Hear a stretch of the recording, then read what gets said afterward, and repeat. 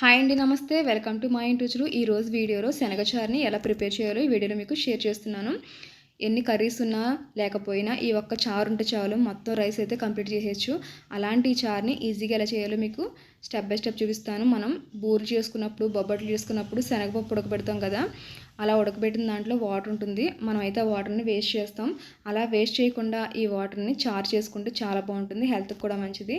ఈ మిగిలిన శనగ నీళ్ళలో బెండకాయ ముక్కలు, సన్నగా తరిగిన వంకాయ ముక్కలు, సన్నగా తరిగిన ఉల్లిపాయ పచ్చిమిరపకాయ ముక్కలు, హాఫ్ స్పూన్ వరకు కారం, 1 స్పూన్ సాల్ట్, కొంచెం కరివేపాకు, కొంచెం అంతా చింతపండు వేసుకుని ఒకసారి కలిపేసి స్టవ్ వెలిగించి స్టవ్ మీద పెట్టుకోవాలి.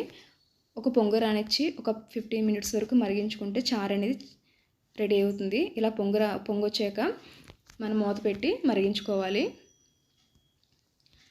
మీకు ఫుల్ వీడియో కావాలంటే ఫుల్ వీడియోని కమెంట్ చేయండి.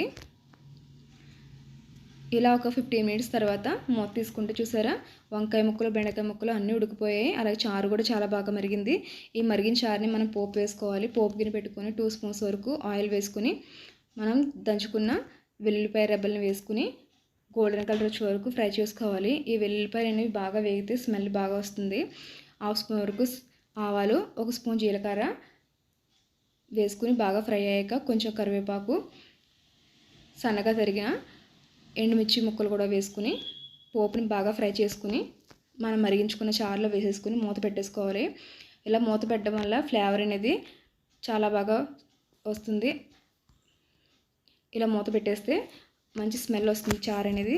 చూసారు కదా, చాలా సింపుల్గా చేసుకోవచ్చు. ఈ వీడియో మీకు నచ్చితే లైక్ చేయండి, కమెంట్ చేయండి, షేర్ చేయండి. తప్పకుండా సబ్స్క్రైబ్ చేసి లైక్ చేయండి. మీరు కూడా ఒకసారి ట్రై చేయండి.